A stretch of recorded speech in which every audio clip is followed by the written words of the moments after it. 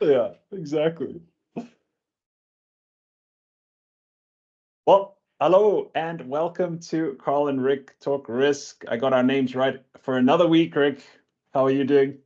Oh, awesome, buddy. So I'm just kind of wondering. I always, when we start these things, I always shudder with fear. What, cringeworthy, picture that you're going to freeze that you post on social media. But anyhow, I've away got we a funny, go.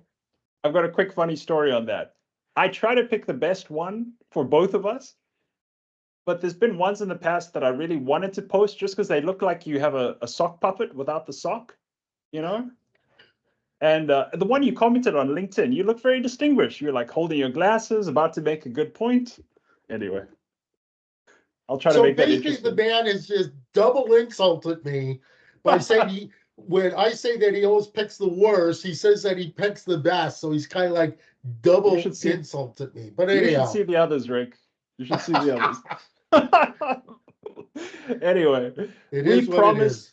we promised last week that we're going to talk about the career panel of PRMIA's Risk Management Case competition, which brought a whole bunch of students from all around the world together.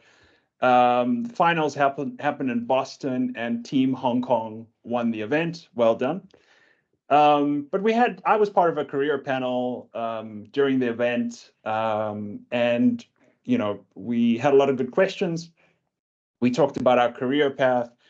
I talked a little bit about how to have a job take you around the world and live and work in different countries. Rick, that's something you've done as well. A couple of things interested me, so I'll bring up some of the questions the students asked, and maybe we can riff on those a little bit.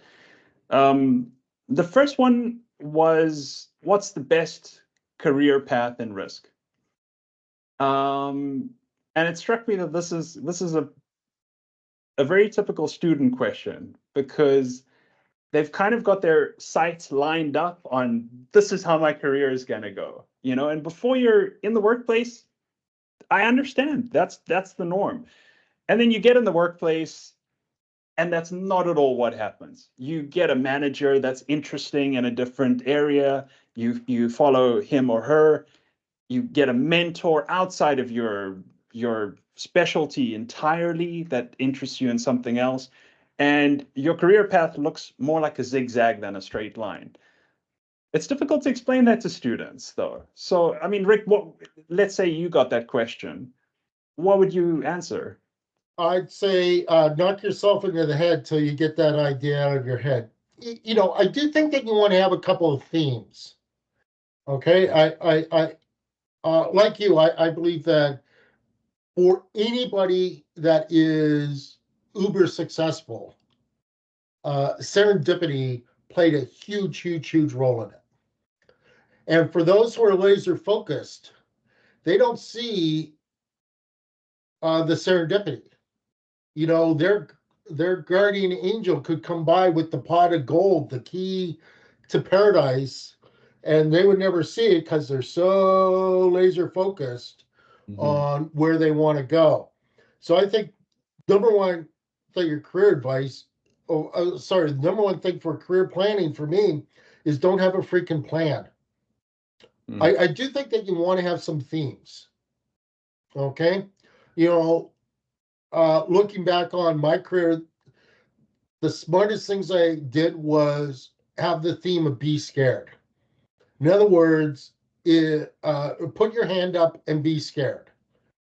So if they say, does anyone want to just put your hand up and then be scared like all get out when you know, find find out what it actually is. Yeah. The second theme is if you're not learning, you're falling. Um, but always go towards the fire, away from the pillows. Every career decision I made where I'll go to the pillows, I can do this easy. This will be nice, soft, and fluffy, has been a complete unmitigated disaster.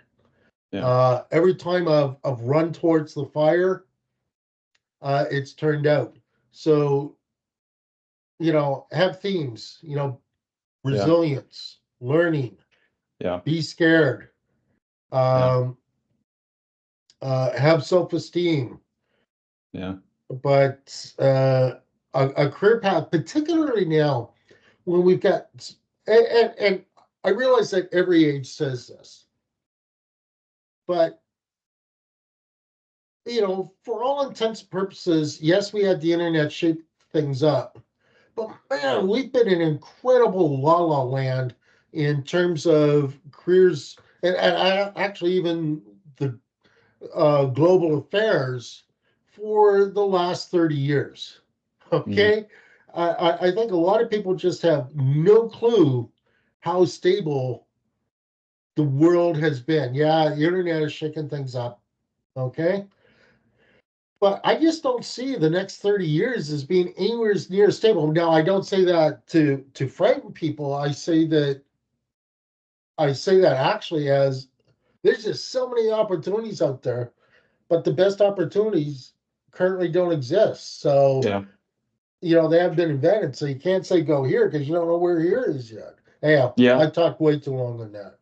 No, I like what you said, and I think students also need to remember that when they're asking these types of questions, they're getting one person's answer and the Yeah. path they followed. That's fine, but ask 50 people what path they followed, because um, nobody knows all the different paths. Nobody knows all the career steps, and yeah, I don't know a lot of people acknowledge that serendipity that plays a big role in life, luck. Yeah. So that's one question I asked. The other one is very much related, and then we'll get onto a fun one that I wish they had asked. They asked, what certificate, what designation, what license do we need to get? And it's, yeah, exactly. It's closely related, and I guess you need to get something. Job requirements have licenses listed in them, and they're only going to look at people that show some competence, and you do that by getting a license or a degree or whatever. So, of course, it's a minimum standard, but there is a danger, and people go down this path of just collecting certificates. Um, and like we just touched on with the last question, ignoring what's around them, the opportunities that don't come with a license, right? Because a license is only certifying that you know something that's already existed. It's not forward looking. um what would you add to that, Rick? A couple of things. And I got to think about how to put it. First off, anyone who has more than two certificates behind their name, I immediately think two things. One, that they must have one heck of a low level of self-esteem. Two, uh, I call them a credential um, professional sex worker. I think I can say that without us uh, getting blocked. Yeah. The second thing is I'm reminded of an old Monty Python skit, and perhaps you, with your willingness to Google, can find it. It was a Monty Python skit where someone walks into someone else's office, and back in the days when you used to have the little thing on your desk with Rick Nason, PhD, and this desk thing goes all the way around the room because of all the credentials that the person has. And of course, it's a skit making fun of, wow, if you're such a weenie that you need so many credentials, then yeah. Yeah.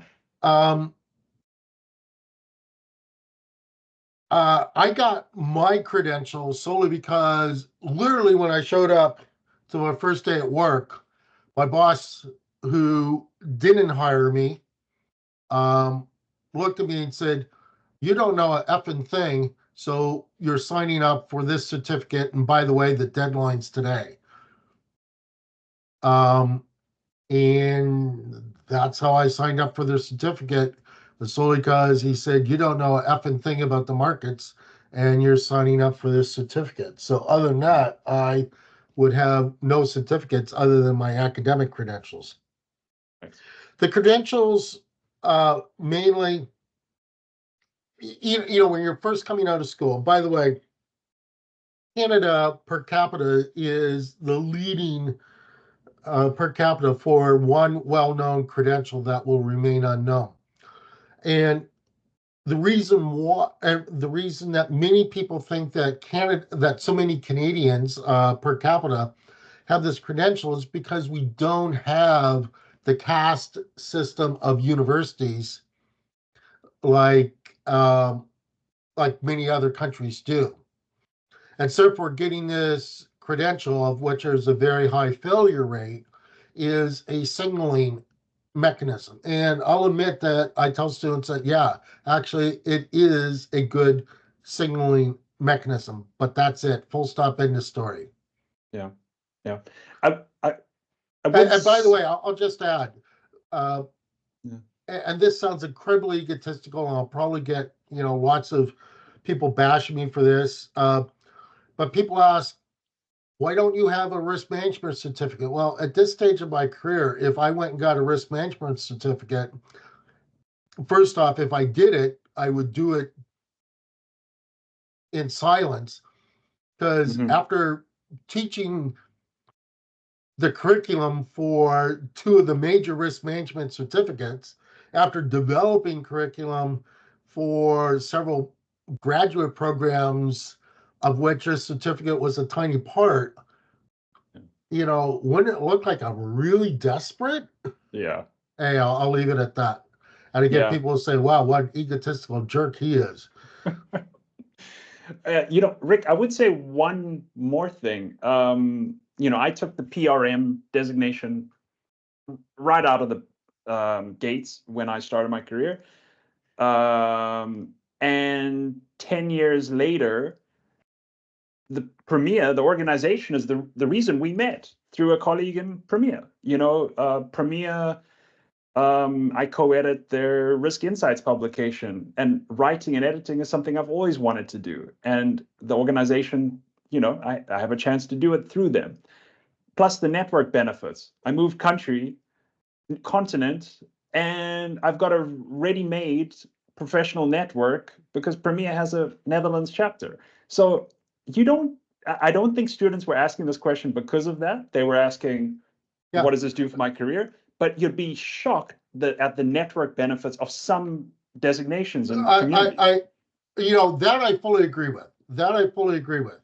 Um, and I agree with the signaling. Yeah, I agree with uh, if it's necessary to become part of the network. I fully agree with that. There's yeah, also another component that I think needs to be mentioned is uh, in your academics, um, there will be huge gaps in your technical knowledge. And the certificates are very good at giving you a highly curated by professionals rather than by academics, by a portfolio of professionals and academics, a very well-rounded uh, education on the basics, which you almost assuredly have missed at least some of it in your studies. yeah, Just one final point. Um, when I was finishing up this other certificate, I was talking to someone, and they said the number one value of that certificate is you can always start a conversation with someone in the industry of, do you remember the first weekend in June? And surprisingly, that sentence has come through and paid dividends more than once, it's funny. many, many, many times. So the You've been network through the effects, trenches. yes. The well-rounded curriculum, yes. Yeah, Signaling, yes. But if you're relying on it, wow, you are unhireable, in my opinion. yeah. Good advice. Yeah. Okay, so I've got the fantasy question that I wish they had asked, and I'm going to make sure they listen to this. I'm going to try to get it to everybody. I'll pose it to you, Rick. I have a lot to say about it, but I know you will too. Um, I'm a student. I'm looking for my first job. How should I think about AI, and what can AI do for my career? Wow. You booked this podcast for being 7 hours today, right? You've got 2 minutes. I think that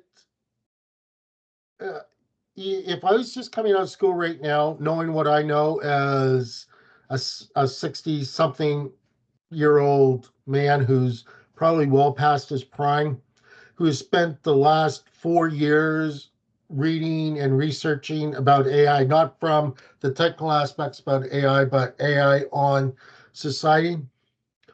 My first advice, I've got a couple bits of advice. First off, forget everything that you've learned or think that you know about AI.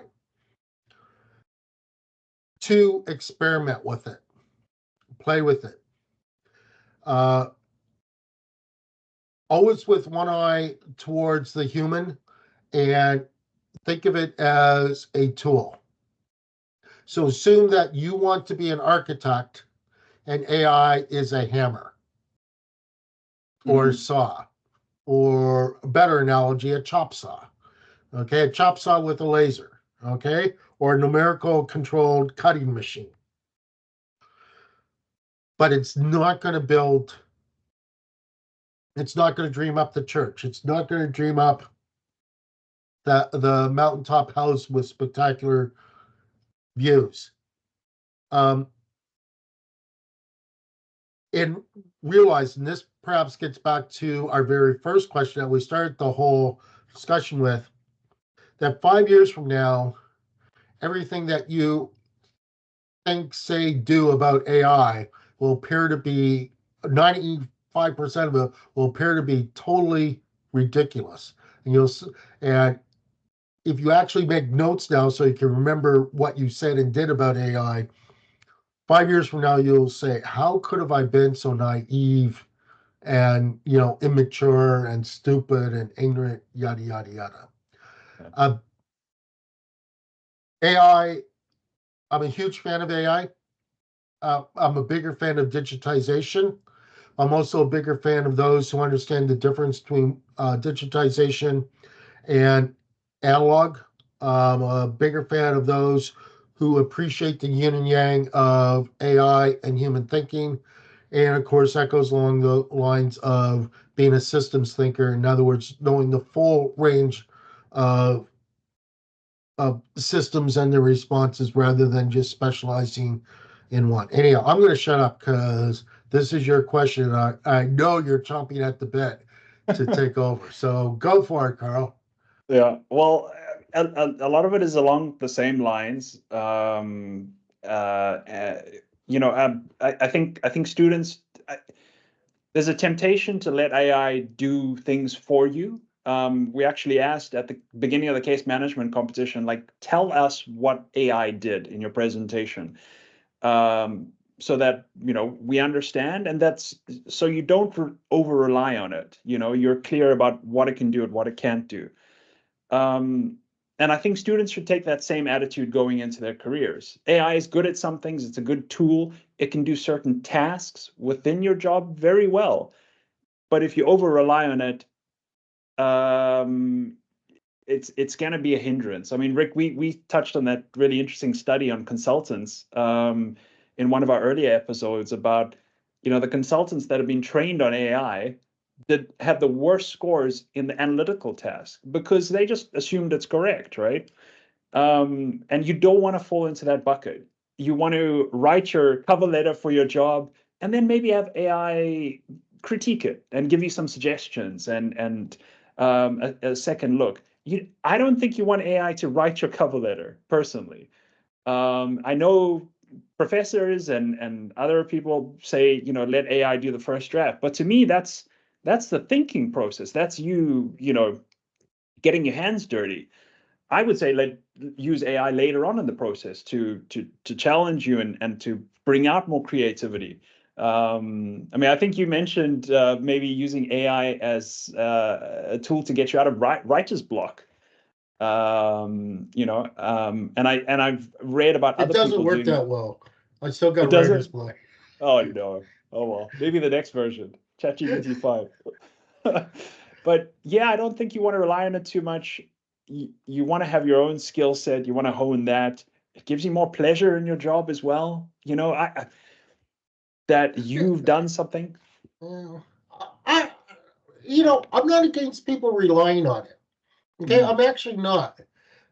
But, and I would actually argue that you should rely on it if you're relying on it so you can leverage yourself to do more high valued stuff. Sure. Yeah. If so, I'm all for relying on it to do the mundane, complicate in the sense of systems thinking work. Yeah. But only if you use the time that's freed up to do the high leverage, complexity thinking, human facing, human related work. Yeah. Do the work that Colvin says that people do not want or are bought to do. Yeah. Yeah. No, that's fair. So I say become an expert at AI and leverage and use the heck out of it. Yeah. But make sure that you're leveraging. So I'm not against AI. I'm a huge fan of AI. Yeah. I'm much more bullish on AI than you are. It sounds like it. I keep on being the skeptic in conversations like this. But you know what? I'm taking my first step. I signed up for a Coursera course in AI and large language models. So I really want to understand what it can do for me that I'm missing, because yeah, I think I'm in the dark on this one a little bit. Okay, well, I think that's a ton of good advice for students entering their first role. Ultimately, it's a very exciting time in their lives where like doors are opening up left, right, and center. But you do need to be sensible and get advice from people that have been there before. That's the best way to Well, learn. I got to put a caveat even on that because you used the word advice. Yeah. So as I tell anyone who asks me anything for advice, and speaking solely for myself, rather than this, debonair young man I see on the screen in front of me, is you have to remember that I'm nothing but an old, bald, fat guy in desperate need of a haircut. So uh, take what I say with a grain of salt. When you ask people for advice, you should always critically examine it yourself. A, does what they say make sense?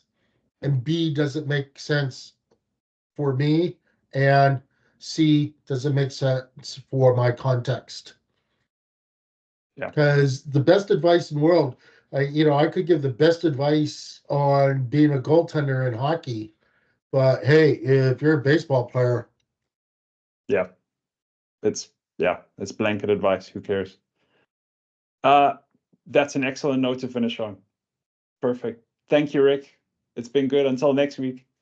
thanks, Here we go. Carl. Have fun, everyone. Kick butt.